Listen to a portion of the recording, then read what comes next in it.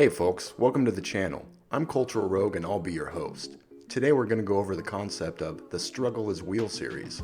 This video will act as a sort of introduction and overview of what to expect. What is the struggle is real exactly? For starters, it's a play on words with the phrase, the struggle is real.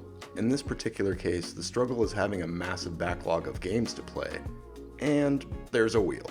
More on that later though. First, I want to talk a bit about the struggle. If you're anything like me, you love games. So much so that you have a compulsion to purchase any game that's cheap or on sale that seems like you might enjoy.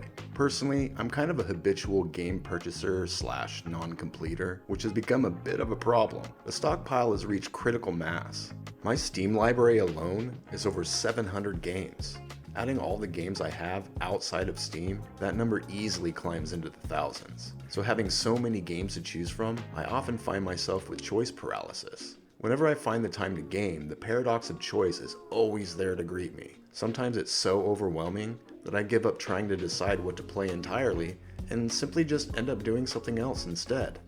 While on one hand, it feels pretty sweet to be like Smog and have a massive horde of games at my disposal, on the other hand, I feel a lot like Sisyphus, trying to roll a boulder up a mountain for eternity. How could I ever play all these games in my lifetime? The horde of games is only getting bigger, and I'm wasting a lot of my free time just to choose what to play. That's where the wheel comes in. My solution is to let fate decide for me.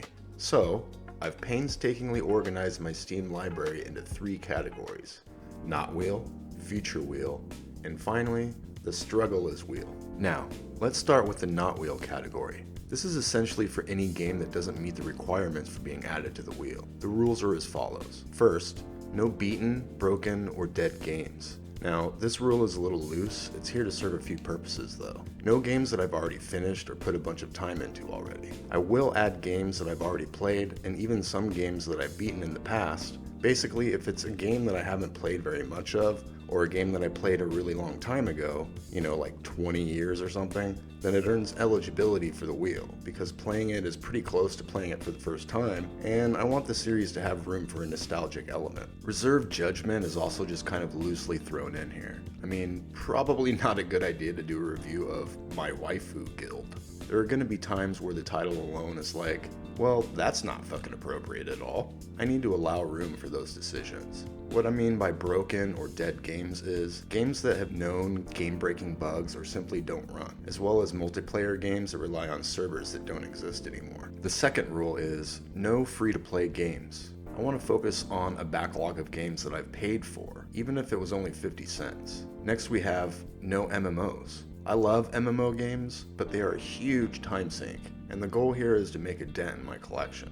I ain't got time for that shit. Another rule is no beta games, test copies, standalone mods, alternate versions, etc. These are mostly just things that skew the numbers on total amount of games, like separate launchers for multiplayer, or having a game that gives you both the original version and a director's cut, or a remaster, for example. The exception here is that the best version out of those choices will be added to the wheel. However, in addition to that exception, if there is specifically a remake, I will add the original first and add the remake to the future wheel, effectively playing them both in the long run. And the final rule is no sequels. Now, hear me out for a sec. Let's not jump to any conclusions here. This rule is actually where things get a little tricky. I'll try my best to explain. Essentially, if the first title in the series is in my library, that is the one that will be added to the wheel. I don't want to start playing a series of games in the middle, so adding sequels to the wheel is problematic if the next game I play is determined by fate. The solution is to add them after the previous title has been finished. That's where the future wheel category comes into play. This category is mostly filled with sequels. These are only sequels where its previous titles are also in my Steam library.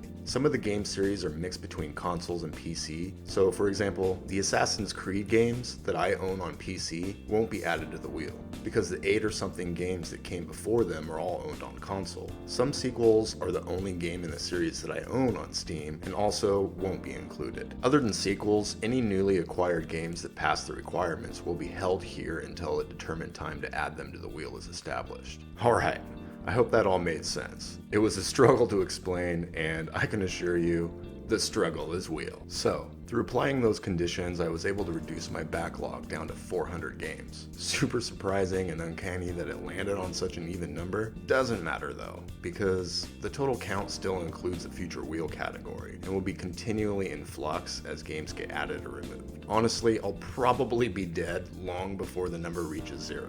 People can dream though, right? Anyways, the games that make the cut go on the wheel. Each spin of the wheel will determine the episode. Each episode will contain a short first impression, a brief overview, maybe some news or history, some highlights. Then it'll wrap up with a general review verdict of whether or not I recommend it. That's the nuts and bolts of it all. Thanks for sticking through to the end. Stay tuned for the first episode, where we will spin the wheel for the first official time and see what fate has in store for us. Be sure to like, subscribe, and hit that notification bell for any future content. Also, check out Entertainment Value. It's a channel that I'm a part of. We focus on data-driven reviews. Really proud of it. Lots of great content there too. Until next time, this is Cultural Rogue, signing out.